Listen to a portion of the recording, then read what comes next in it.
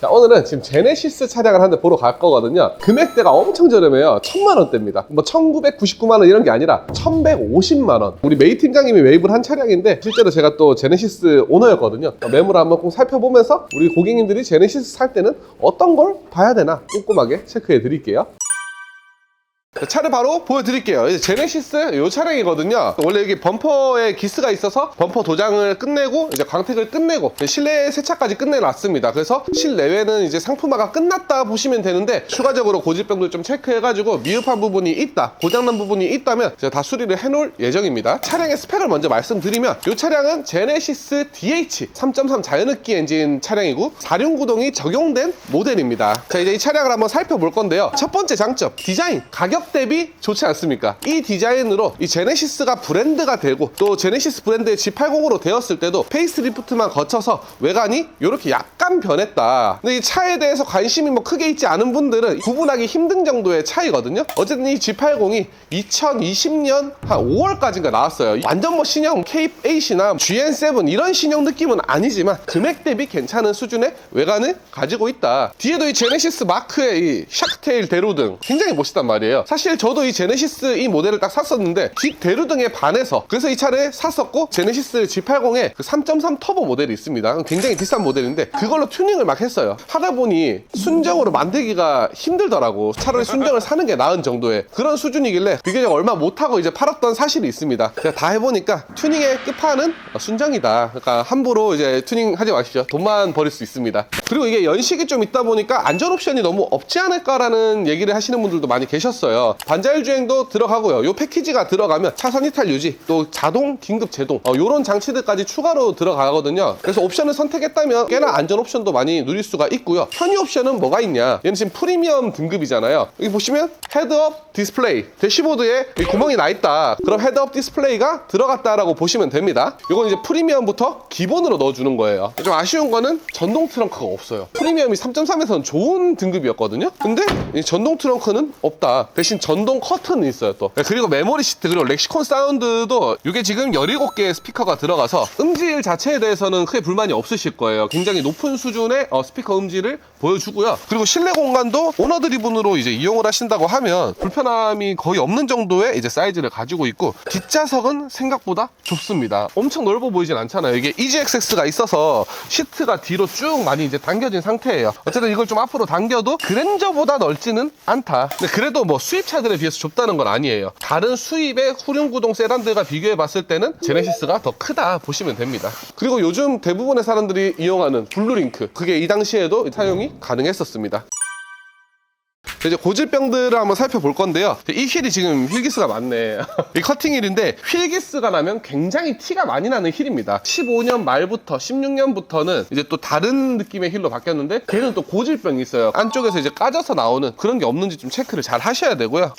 뒤에도 휠 복원 해야 됩니다. 이거 사실 안 하고 판매하는 분들도 많긴 할 건데 우리 구독자님이 사가신다라고 가정을 하고 상품화를 좀 해두도록 하겠습니다. 뒤에도 앞에랑 뭐 거의 비슷한데 살짝 적은 정도? 한 40%? 50%, 저는 한 50에서 60%, 그 정도 보면 될 것 같아요. 그리고 이 차를 타보신 이제 오너분들만 아는 고질병인데, 이것도 에어컨을 키면 시냇물 소리가 나는 경우가 있습니다. 잡소리에 예민하신 분들, 저 같은 사람들, 예민한 사람들, 차에 예민합니다. 차에. 그런 분들은 이 소리가 계속 나면 되게 불편해져요. 이게 얘는 지금 안 나네. 꼭 확인을 해야 되는 부분이 이쪽이에요. 이쪽에 시트가 되게 잘 찢어집니다. 여기도 지금 사실 어느 정도 징조가 있죠. 위쪽에 잘 보이는 부분까지 찢어져 있으면 AS를 또 받는 게 맞고요. 가격은 한 10만 원 정도 해요. 그리고 제가 잠깐 주행을 하러 나온 거는 이제 이 차가 후륜구동이잖아요. 뒷바퀴 쪽으로 이제 동력 전달하는 장치들이 고장나 있는 경우들이 있어요. 또 이제 그거는 현대 파워텍 8단 미션의 고질병이기도 하죠. 어떤 증상이 있냐면 이 암레스트 쪽으로 진동이 굉장히 많이 올라옵니다. 그런 것들이 좀 느껴지면 이제 프로펠러 샤프트에 문제가 있는 거고, 변속이 될 때 살짝 뒤로 당긴다던가 막 퉁 하면서 치는 경우들이 있어요. 미션 계통에 이제 문제가 있기 때문에 그런 게 발생을 하는데 그런 것들을 좀 체크를 해보셔야 됩니다. 그리고 등속 조인트 같은 것들도 좀 터지면 뚝뚝 소리가 나거나 그러긴 하는데 그런 증상은 없네요. 오늘 좀 약간 영상 찍으면서 고장 있으면 돈 좀 써야겠다 이 생각을 하고 있었는데 고장이 지금 거의 안 보입니다. 힐 복원 이 녀석만 좀 어느 정도 해결하면 될 것 같아요. 사실 오늘 리프트까지 떠가지고 한번 보고 싶었는데 카센터에 그 리프트기가 고장이 났어요. 사장님이 많이 화가 나 있거든. 그래서 내까지 가가지고 영상 찍는다면 화낼까봐.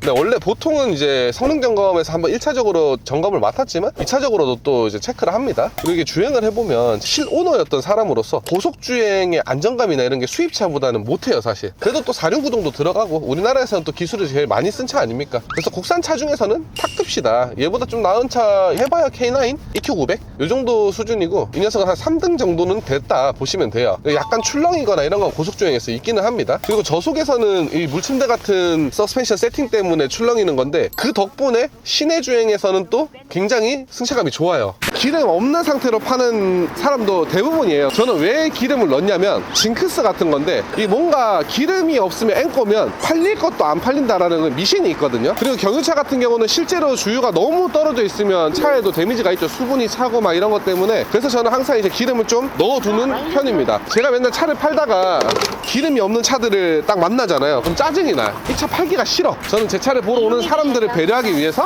기름을 넣어두는 겁니다. 기름을 3만원 주유를 했는데 딱 주유가 3칸이 찼습니다. 이 제네시스 연비에 대해서도 궁금해 하시는 분들이 많잖아요. 실제 오너 입장에서 말씀드리면 극악이다. 이게 시내 주행만 짧게 가시는 분들은 진짜 5km, 6km를 볼 수가 있어요. 고속주행은 물론 이제 10km 이상 나오죠. 한 12km, 13km까지 이제 나오는데 그래서 평균 연비는 주행 환경에 따라 좀 다르겠지만 한 7에서 9 정도 보시면 됩니다. 10을 넘기는 힘들어요.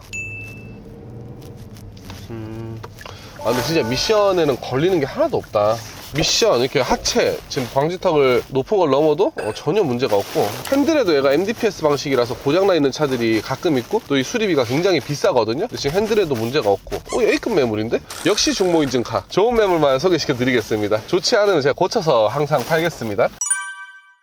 그리고 하나만 더 보겠습니다. 제가 하부까지 지금 떠보지는 못했지만 이 상단에서 볼 수 있는 부분도 많이 있거든요. 이 차는 특히나 이제 앞쪽에서 누유가 생기는 경우들이 많아요. 이 앞쪽 부분에서도 이제 누유가 많이 생기는 편인데 지금 그건 없습니다. 헤드에서도 누유가 많이 생겨요. 헤드 누유가 생기면 그 경매장 보내야 됩니다. 수리비가 막 200만 원 이상 되다 보니까. 그리고 오일팬 같은 데서 이제 누유가 좀 생기고요. 그리고 뭐 체인 커버나 이런 쪽도 이제 밑에서만 보이는 부분들도 있어요. 일단 여기서 봤을 때는 누유가 되는 부분은 없거든요. 떠서도 한번 마지막으로 체크를 한번 해보겠습니다. 아까 제가 헤드 때문에 약간 겁을 줬지만 헤드가 뭐 200만 원 넘게 나온다 살짝 준 것 같은데 유지비만 봤을 때는 벤츠, BMW, 뭐 아우디 이런 차들 보다는 훨씬 더 저렴한 게 맞습니다. 공인비에서 차이가 많이 나고 일단 그리고 하체나 미션 이런 부분들도 얘가 뭐 4륜 들어가고 이러면 항목이 많아진다가 맞는 것 같아요. 부품이 비싸진다, 공인이 비싸진다 이게 아니라 비싼 차니까 부품이 더 많이 들어가요. 그래서 이제 고장날 게 많아져서 이제 수리할 게 좀 더 있는 거지 수리비 자체는 크게 다르지 않다. 그렇게 봐주시면 됩니다. 자, 아무튼 오늘은 제네시스 차량을 한번 알아봤고요. 물론 제 말만 믿고 야 그러면 네 말만 들으니 기름만 넣고 타면 되겠다 생각하실 수 있을 것 같아. 내가 오늘 너무 이 친구를 칭찬을 많이 해준 것 같은데 물론 이 차는 이제 10년이 넘었기 때문에 고장이 언제 어디서 어떻게 나도 이상하지 않습니다. 또 기본적으로 기름도 많이 먹는 차기도 하고요. 유지 비용이 생각보다 많이 들 수 있으니까 그런 부분들은 어느 정도 이제 감안을 하시고 사가지고 이제 소모품도 좀 갈아주시면서 타실 분들이 사야지 좀 안정적으로 탈 수가 있을 것 같아요. 앞으로도 다양한 차량 보여드릴게요. 감사합니다.